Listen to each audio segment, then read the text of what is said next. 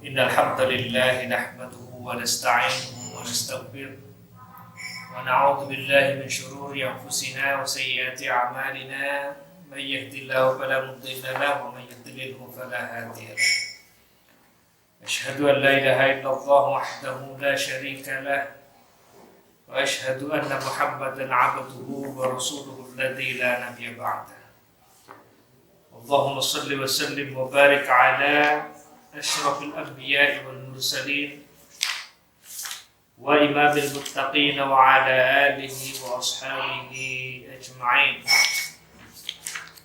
فيا أيها المسلمون الحاضرون رحمكم الله اتقوا الله حق تقاته ولا تموتن إلا وأنتم مسلمون.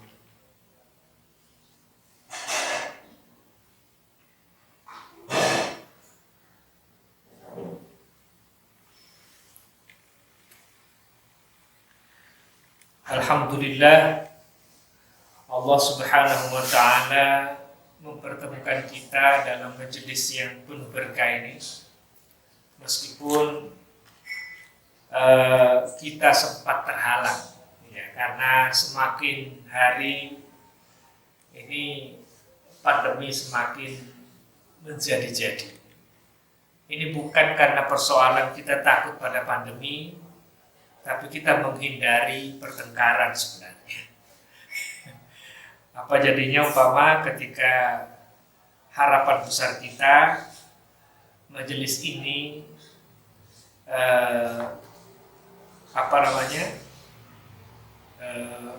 tetap eksis, namun gara-gara ada orang yang kemudian mempersoalkan, sehingga kemudian akhirnya jangankan kajian Zoom, malahan kajian-kajian yang lain pun juga justru tidak jadi. Maka dari itu dengan sangat terpaksa kita harus menahan diri selama 2 minggu ke depan, khusus untuk kajian Irsyadul Ibad secara offline. Dan semoga niatan kita untuk bersama-sama menuntut ilmu secara langsung Allah Subhanahu wa Ta'ala mengganjarnya pahala, meskipun tidak harus menuntut ilmu secara langsung, tetapi lewat Zoom secara online seperti ini. Meskipun pada prinsipnya bahwa ketika kita bicara pahala, yang jelas tentunya akan dihitung mana yang paling sulit. Disebutkan di dalam suatu kaidah, disebutkan bahwa al-ajru bi qadri masyaqqah. Pahala itu diukur Allah dari sulitnya. Artinya semakin sulit kita meraih suatu amalan atau melaksanakan suatu amalan, maka lebih tinggi atau lebih besar pula pahalanya di sisi Allah Subhanahu wa Ta'ala. Jadi semoga pada malam hari ini kita pun juga tetap mendapatkan catatan pahala di sisi Allah Subhanahu wa Ta'ala. Alhamdulillah, terakhir kajian kita sampai pada halaman ke-8 baris paling atas, ya, di dalam kitab Irsyadul Ibad karangan yang yang kitab kuning seperti ini. Namun bagi yang kitab kuning seperti ini, itu ada di halaman 14. Halaman ke-15 baris 1, 2, 3, 4, 5, 6, 7, 8 dari bawah. Baik. Ini masih berkaitan dengan berbagai macam riwayat hadis yang disampaikan penulis kitab ini tentang keutamaan menuntut ilmu. Dan yang kemudian kita lanjutkan, kita sudah membahas kemarin tentang terakhir hadisnya, idza matal alimu sawwarallahu ilmahu fi qabrihi yuknisuhu yaumal qiyamah wa yadra'u anhu hawabal ardi. Jadi ketika ini terakhir kemarin kita bahas adalah ketika seorang alim Jadi seorang yang kemudian faham atau berilmu dalam suatu amalan, lantas kemudian meninggal, maka sawwarallahu ilmahu, maka Allah menjadikan ilmunya itu diserupakan seperti seseorang, ya. Yubnisuhu yaumal qiyamah, yang akan menemani ia hingga hari kiamat. Wa yatra'u anhu hawamal ardi, dan akan menjaga jasadnya dari apa? Dari hama-hama, ya. Jadi hama dari dalam tanah, ya. Jadi seperti itu. Artinya bahwa tentunya yang dimaksud alim di sini ya adalah sebagaimana yang saya sudah bahas minggu lalu, bahwa orang berilmu itu dan beramal itu orang beramal dengan ilmunya. Jadi yang dimaksud di sini adalah orang kemudian beramal sholat, ia mengetahui seluk-beluk ilmu tentang sholat yang ia amalkan itu, baik mulai dari syarat dan rukunnya. Jadi bukan kemudian hanya sekedar menguasai saja, tetapi tidak mengamalkan. Tapi yang dimaksud di sini adalah alim itu adalah ilmunya dan ia mengamalkan dan berupaya untuk mengamalkannya. Nah, kita lanjutkan dalam lanjutan hadis yang selanjutnya, wa Abu Syekh, dan sebuah hadis dari yang diriwayatkan oleh Abu Syekh wa Dailami, dan juga Dailami, Imam Ad-Dailami. Ani bin Abbas, yakni sebuah hadis dari Ibnu Abbas radhiyallahu anhuma, semoga Allah meridhoi keduanya, yakni Abbas bin Abdul Muttalib dan putranya Abdullah bin Abbas. Rasulullah SAW bersabda, "Idza jatama'al 'alimu wal 'abidu 'ala sirat." Ya. Jika sekiranya idza jatama'al 'alimu, jika orang-orang yang berilmu itu, wal 'abidu, dan juga ahli ibadah itu berjumpa atau bersama-sama di atas sirat. Jadi sementara di atas sirat atau keberadaan melewati sirat sudah selamat ini. Lantas kemudian qilal lil 'abid, maka para malaikat Allah itu berucap kepada para ahli ibadah, udkhulul jannata wa tana'am bi'ibadatik. Monggo silahkan masuklah engkau ke dalam surga. Ini perintah para malaikat kepada orang-orang ahli ibadah. Monggo silahkan Anda masuk surga duluan gitu. Wa tana'am bi'ibadatik, dan engkau nikmatilah ibadahmu yang selama ini engkau sudah lakukan. Wa qila lil 'alim, namun kemudian para malaikat tersebut berucap kepada para alim, para orang-orang yang berilmu tersebut, "Ibhuna, tinggallah dulu sesaat di sini. Fashfa' liman ahbabta, dan berilah syafaat pertolongan kepada orang-orang yang engkau cintai."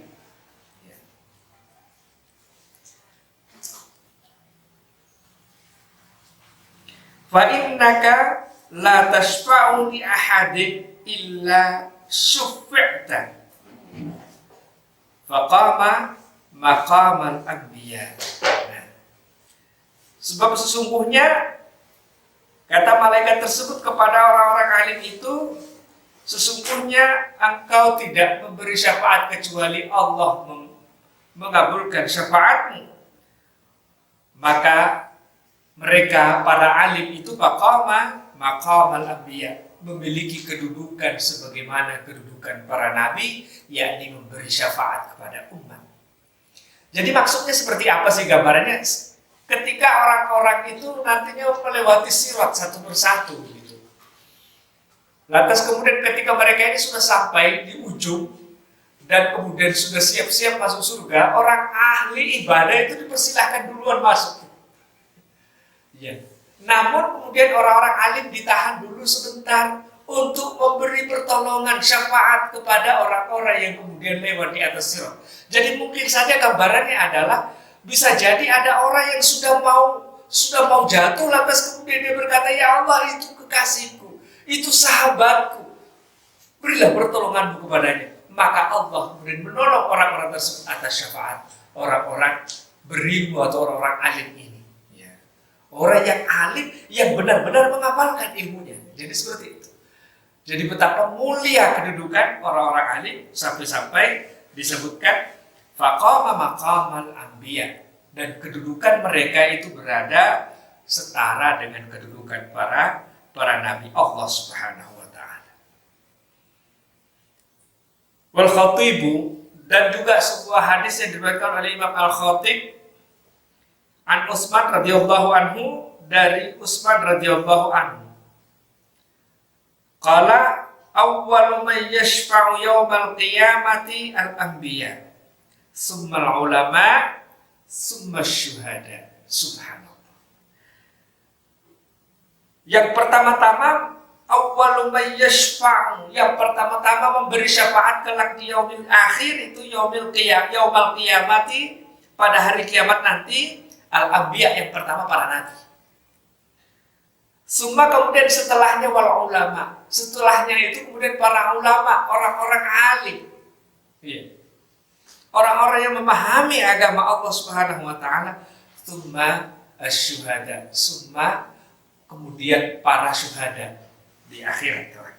Ini betapa kedudukan para alim itu di dalam betapa tinggi di sisi Allah Subhanahu wa taala. Dan Al-Khatib juga meriwayatkan dari hadis dari Anas. Fadlul alimi ala ghairihi kafadlin nabi ala ummatihi. Fadlul alimi, kedudukan para orang-orang yang berilmu itu, ala ghairihi, atas orang-orang yang tidak berilmu, kafadlin nabi ala ummatihi, seperti kedudukan para nabi atas umat-umatnya. Jadi betapa tinggi kedudukan orang-orang alim. Tentunya orang alim di sini adalah orang yang ulama yang betul-betul mengamalkan dan mengajarkan ilmunya itu terhadap orang lain. Sebab kenapa? Karena memang meskipun nanti ada hadisnya dibaca pula nanti di sini, di mana Rasulullah SAW itu menjelaskan bahwa siapa saja yang kemudian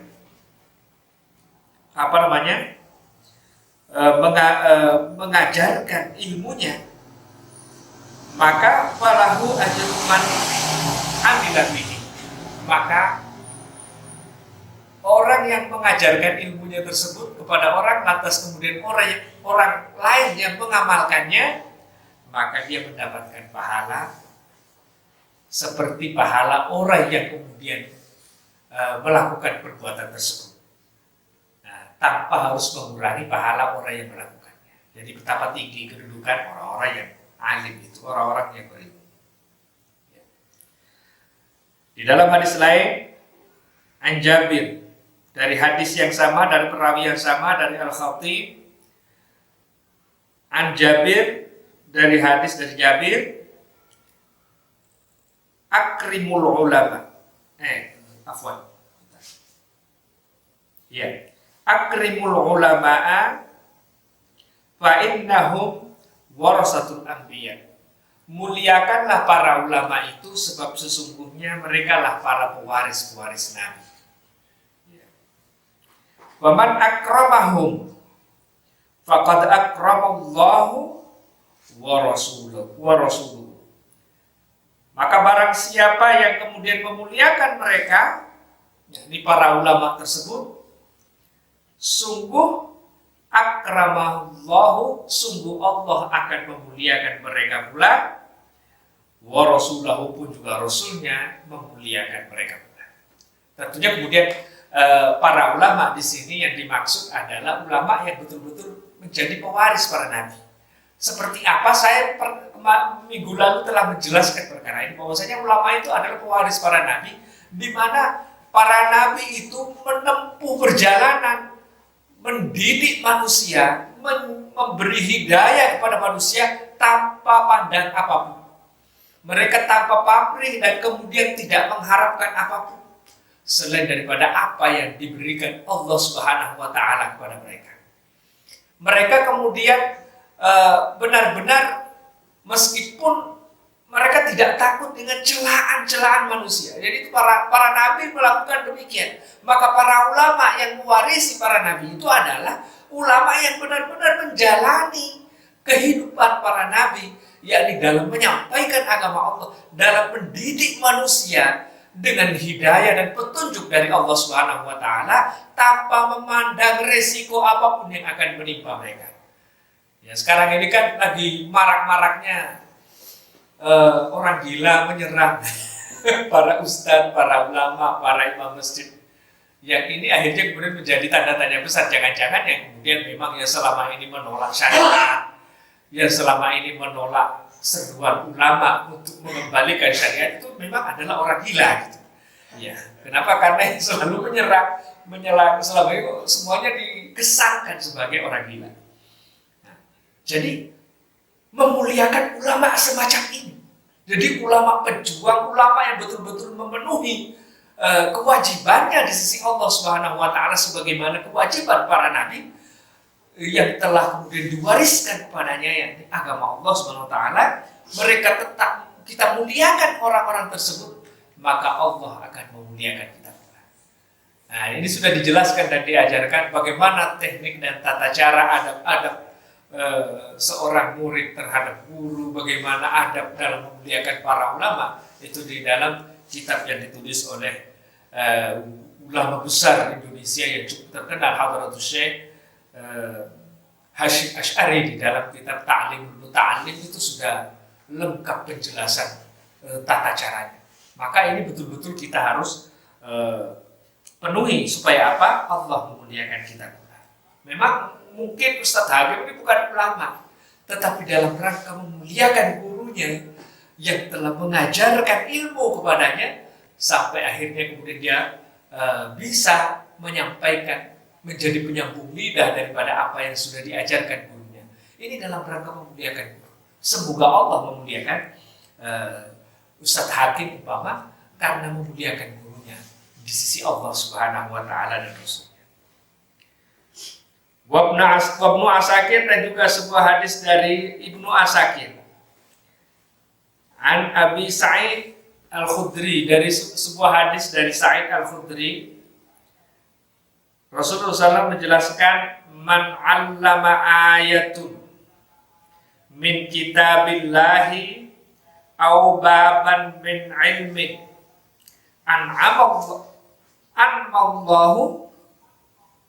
anmallahu ajrahu ila yaumil qiyamah. Nah, subhanallah. Man 'allama ayatan, siapa saja yang mengajarkan satu ayat. Ya, siapa saja yang mengajarkan satu ayat min kitabillahi, dari kitabullah, ini pahalanya besar banget ini. Dari guru-guru ngaji kita, guru-guru kita, para ulama-ulama yang telah mengajari kita tidak hanya satu dua ayat, tapi ribuan ayat. Man 'allama ayatan min kitabillah, siapa saja yang mengajarkan satu ayat dari kitabullah, au baban min ilmin, ataukah hanya satu bab dari sebuah ilmu. Jadi kayak umpama orang yang mengajarkan ilmu nahwu satu bab doang, bab al-kalam doang, setelah itu selesai. Kalau sekiranya kemudian dia mengajarkan itu dengan ikhlas lillahi ta'ala, atau seseorang yang mengajarkan satu ayat saja, maka apa kata Rasulullah SAW? Anmallahu ajrahu yaumal qiyamah, maka Allah akan mengembangbiakkan balasan pahalanya itu ila yaumil qiyamah, hingga hari kiamat. Jadi sejak hari itu Allah mengembangbiakkan. Maka jadilah para orang-orang yang mengajarkan ilmu. Meskipun sedikit ilmu kita, ajarkan hal itu. Supaya kemudian kita punya pahala yang dikembangbiakkan dari Allah Subhanahu wa Ta'ala. Ibnu Majah dan juga sebuah hadis dari Ibnu Majah an Muaz bin Anas, dari Muaz bin Anas radhiyallahu anhu, man 'allama ilman, siapa saja yang mengajarkan satu jenis ilmu, falahu ajru man 'amila bihi, maka baginya pahala pahala yang sama dengan pahala orang-orang yang mengamalkannya. Wala yanqusu min ajri amilihi, tanpa mengurangi pahala orang yang telah mengamalkan amalan itu. Contoh umpama seorang yang mengajarkan tata cara sholat satu bab, mulai dari berdirinya, tegaknya seperti ini, kemudian setelah berdiri takbiratul ihramnya seperti ini, sampai selesai. Lantas orang itu mengamalkannya, maka meskipun dia tidur umpama, maka dia mendapatkan pahala sholat yang sama dengan orang yang mengamalkan amalan sholat tersebut tanpa mengurangi pahala orangnya. Tentunya di sini tidak berarti bahwa kalau demikian, kalau begitu para ulama nggak perlu sholat dong, cukup mengajarkan sholat. Tidak demikian, karena pahala tidak menghapus kewajiban. Ya, pahala tidak menghapus kewajiban. Semakin meskipun banyak pahala kita, namun kemudian kita justru banyak mengabaikan perintah Allah, maka tetap babak belur juga. Ya, tetap babak belur. Kenapa? Contoh loh umpama, kalau seseorang mengamalkan puasa, namun tidak menjalankan sholat umpama, maka dia tidak dihisab dalam urusan sholat, tidak dihisab, tidak akan babak belur kalau dalam urusan puasa, tapi babak belur dalam urusan sholat. Meskipun pahala sholatnya bukan, pahala puasanya bukan banyak-banyaknya, ya. Nah, tetapi dia akan babak belur, akan mendapatkan perhitungan yang berat di sisi Allah karena ia melalaikan kewajiban sholat. Nah, jadi seperti itu.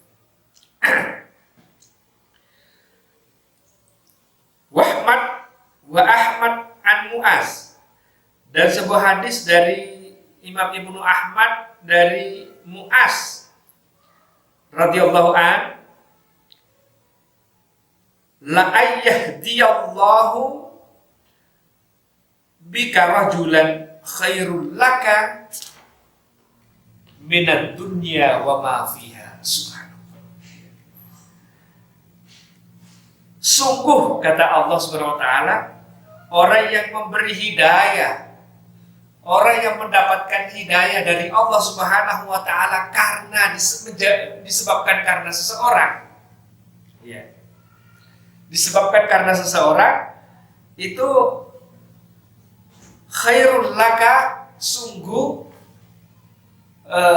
lebih baik bagimu daripada dunia wa ma fiha, dan apa-apa yang ada di dalamnya.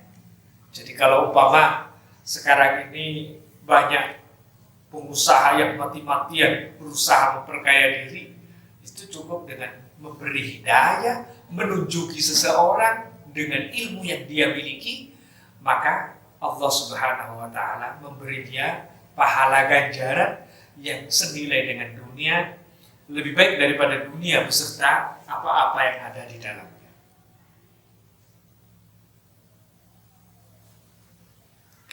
Wah, ini lebih hebat lagi nih hadis selanjutnya. Dan yang terakhir hadis Ibnu Najjar, dan Imam Ibnu Najjar meriwayatkan sebuah hadis an Ibnu Abbas, dari Imam Ibnu Abbas radhiyallahu anhu, qala Rasulullah sallallahu alaihi wasallam, al-ghawqu war-rawahu ilal masajidi fi ta'limil ilmi afdalu indallahi minal jihadi fi sabilillah. Subhanallah. Jadi orang yang bangun pagi, orang berangkat pagi, warrawah, atau orang yang berangkat sore, ilal masajidi, menuju masjid-masjid, fi ta'limil ilm, dalam rangka mengajarkan ilmu. Afdalu 'indallahi, maka sungguh di sisi Allah itu jauh lebih afdal tindakan tersebut minal jihadi fi sabilillah, daripada seseorang yang berjihad di jalan Allah Subhanahu wa taala. Subhanallah. Jadi kalau kita sudah memiliki sedikit ilmu, ini sebagaimana yang saya katakan, tentunya kemudian ilmu yang paling mulia ini adalah ilmu yang berkaitan dengan syariat. Ilmu yang akan mengantarkan kita kepada keselamatan akhirat.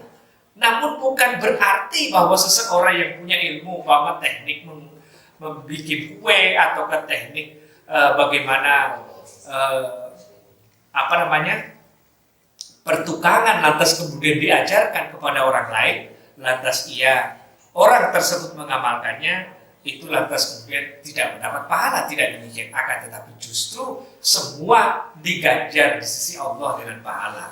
Tentunya pahala yang terbaik itu adalah pahala yang berkaitan dengan segala macam ilmu yang bisa menjadi hidayah, jalan hidayah bagi orang lain, yang akan menjadi petunjuk untuk orang tersebut itu menuju keselamatan di akhirat.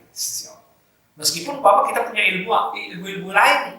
Jadi punya ilmu teknik bikin roti, atau ibu punya teknik bikin donat dan sebagainya, lah bahasanya, ya silakan ajarkan. Karena kata Nabi dalam suatu hadis, idza mata ibnu Adam inqata amalu illa bisalas.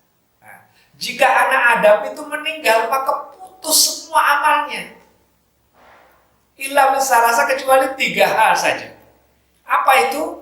Sedekatin jariyah, sedekah yang berguna.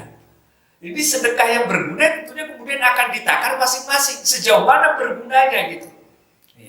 Dan perlu diketahui bahwa juga hadis ini mengajarkan bahwa terhadap semua bentuk amal, baik itu amal baik atau amal buruk, itu kalau kemudian kita menggunakan harta kita, maka terhadap suatu amal baik maka akan terus-menerus terhitung.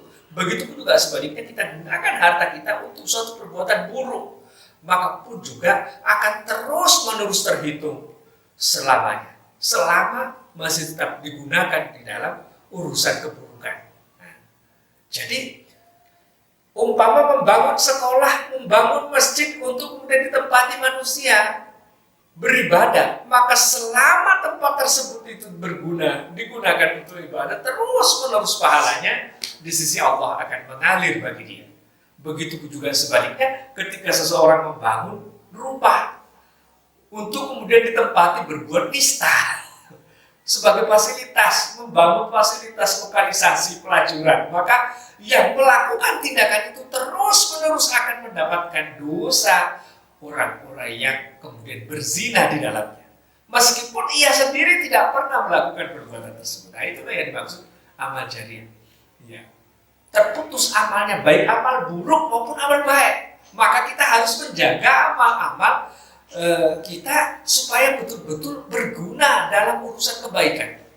Yang kedua kata Nabi, au ilmi yuntafa'u bi, ataukah ilmu yang dimanfaatkan ataukah yang bermanfaat bagi orang lain.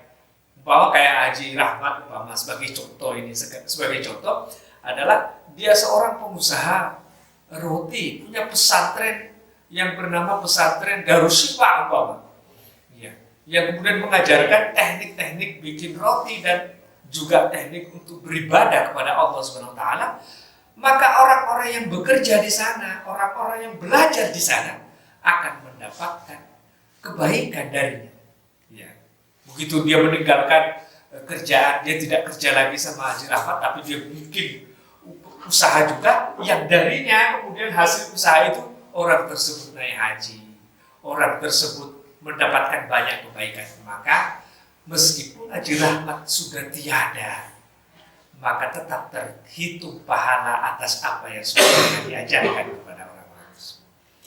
Au waladin sholihin yad'ulah, atau kata Nabi, anak yang soleh yang terus-menerus mendoakan kebaikan untuknya.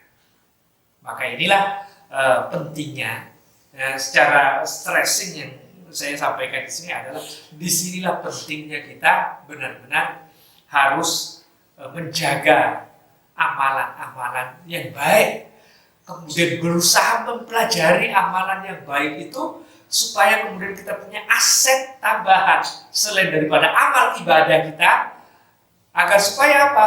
Aset tambahannya bagaimana? Aset tambahannya adalah kita dapat mengajarkan ilmu itu kepada orang lain. Ya. Kenapa? Karena disebutkan dalam hadis yang saya bacakan tadi itu adalah ketika berdiri atau berjumpa atau bersama-sama antara ahli ibadah dengan ahli ilmu atau orang yang berilmu itu bertemu di atas sirat. Jadi sama-sama selamat di atas sirat, maka orang ahli ibadah langsung dipersilakan masuk surga, sementara orang-orang berilmu diberi hak untuk memberi syafaat pertolongan kepada orang-orang yang kemudian berjalan di atasnya. Orang-orang mana? Orang-orang yang dicintai atau yang dikasihinya. Dan Allah pasti memberi selamat. Dan orang-orang berilmu tersebut itu maqamal anbiya, kedudukan mereka berada pada kedudukan setara dengan kedudukan para nabi-nabi Bani Israel selain daripada Nabi Muhammad SAW. Saya kira itu untuk sementara kajian kita, tidak perlu lama-lama dan tidak perlu panjang lebar. Insya Allah semoga apa yang kita niatkan ini menjadi niat yang ikhlas. Ya, semoga apa yang disampaikan, terus terang saya pun juga menyampaikan hal ini bukan berarti bahwasanya saya ingin dipandang sebagai sebagai lebih baik daripada para ajengan atau para hadirin sekalian, bukan. Ingat, jangan mengira bahwasanya orang-orang yang berilmu ketika sudah menyampaikan sesuatu lantas kemudian sakar PDB, bukan demikian. Seenaknya saja, tidak demikian. Orang-orang yang berilmu itu, yang ketika kemudian sudah mengajarkan ilmunya kelak di akhirat, mereka pun juga akan dimintai tanggung jawabnya di sisi Allah atas apa yang telah ia ucapkan itu, atas apa yang telah ia ajarkan itu, dan atas niat apa ia mengajarkan itu. Kalau dia ikhlas lillahi ta'ala, maka berat pahalanya. Namun jika kemudian ia tidak ikhlas karena Allah, tapi justru karena hanya ingin mendapatkan urusan dunia, maka dia hanya mendapatkan apa yang di dunia dan tidak mendapatkan apa yang dijanjikan Allah dan Rasulnya. Sebagaimana dalam satu hadis, "Faman kanat hijratuhu ilallahi wa rasulih, fa hijratuhu ilallahi wa rasulih." Siapa saja yang hijrahnya karena Allah dan Rasulnya, maka kata Nabi, hijrahnya itu mendapatkan balasan dari Allah dan Rasul. Wa man kanat hijratuhu lidunya yusibuha aw imra'atin yankihuha fa hijratuhu ila ma hajara.